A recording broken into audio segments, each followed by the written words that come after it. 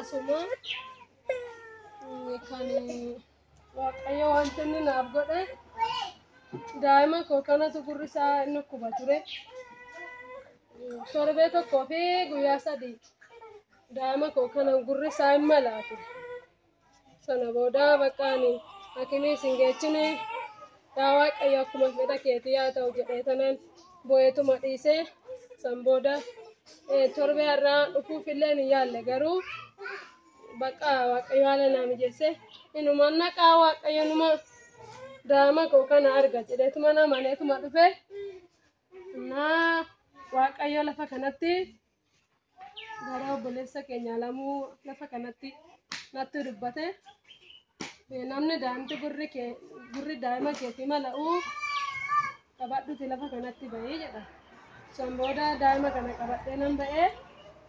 daa'ima kana kan irratti hojjetame daa'ummaa isaa kanatti gurri isaa akka duuduuf kan irratti hojjetame garuu waaqayyo gidduu sii galeera siin jedhee naan jedha. Waaqayyo akkuma dubbate daa'ima kana gaafa jinaataa bariisaa gaafa nasii galee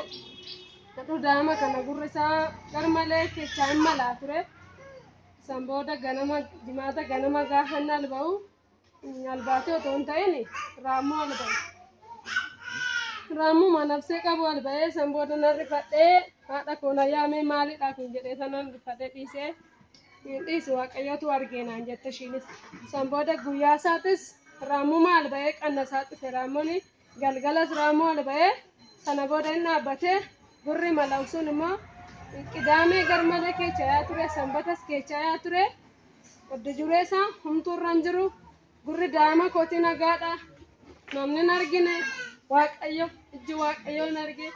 duuduu daa'ima koo na hambise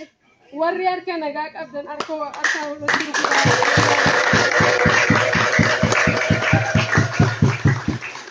xiqqummaa isaatti duuduu isaa waaqayyo arge waaqayyo inni nama argu waaqayyo arge duuduu daa'ima koo hin hambise waaqayyo rakkina keessa sin irraa hambise waaqayyo sin agarigaa gaafuma manaa kaatu gaafuma lafa kana dhuftu amanii kootu waaqayyo akkuma amantii keessii godha ammayyuu galanne waaqayyo fin xiqqaata harka keessa walitti kana malees daa'imti koo dhalateema ji'a 5 daa'imti kuni eega dhalate hin boochisa galgalas ganamas na yaaddaa hin boosin jedhetuma boo maal akka ta'e hin beeku. Kana booda waaqayyo kana malees waaqayyo na arga jedheetuma nan gurra isaa kana malee dhufee gaafaan bakka asii galu daa'imti koos hin boo'u daa'imti koo nagaadha waaqayyo inni nagaa naaf kenne suniif isaa kennuun jedha amanaa koottadha lafa kana fayyinatu jira eebbatu jira nagaatu jira waaqayyo isa kan hunduma gochuu danda'u galateeffadha.